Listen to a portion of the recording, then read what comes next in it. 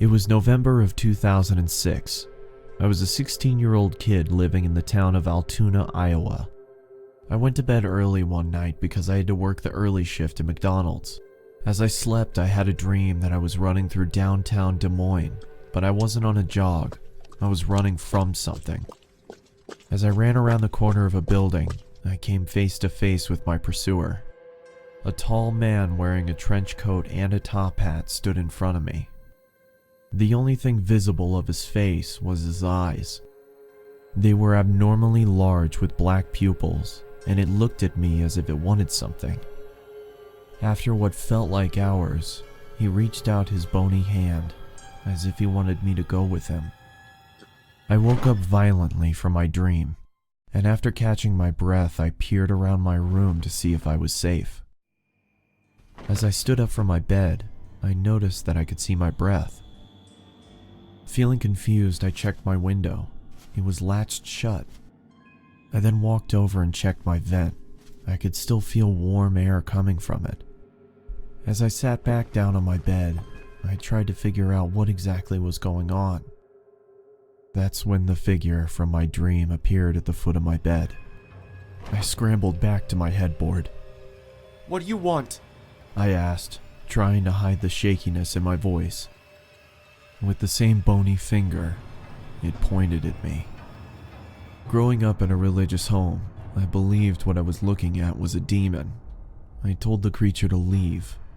It just waved its finger at me, and with a low voice, it spoke to me. "Never leave. Always here." The creature then screamed loudly and disappeared. A feeling of nausea came over me, and I vomited on my floor.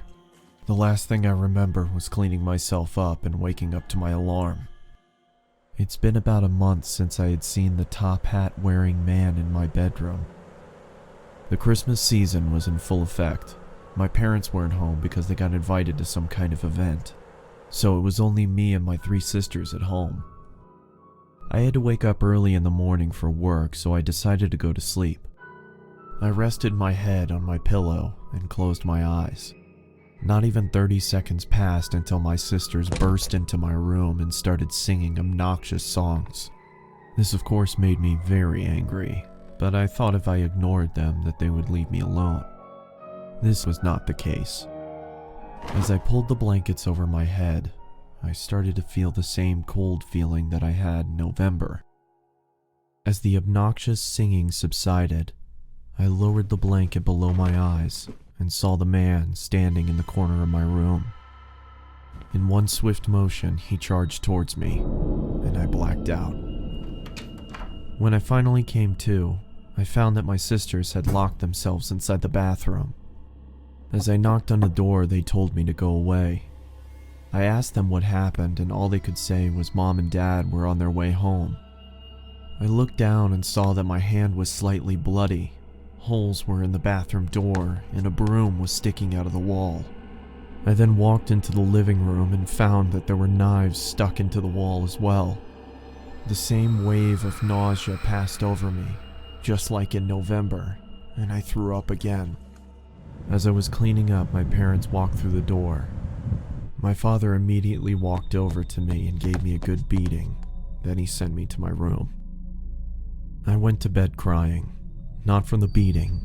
I was crying because of the confusion. I had no idea what was going on. The next morning, my sisters reluctantly sat next to me and told me what had happened. They said I got angry and chased them down and tried to hurt them. They said my eyes were red to the point where they thought I was bleeding from them. They said I sounded like a different person. In 2011, that was the last time I saw the top hat wearing man. I just moved into a new apartment, and after a long, stressful day of unpacking, I took a shower and got ready for bed. As I started to drift off, I could feel that cold feeling again. I lifted my head and saw the man standing in front of me. The man's eyes were red now. With a low voice, just like on that November night, it looked at me and said, never leave.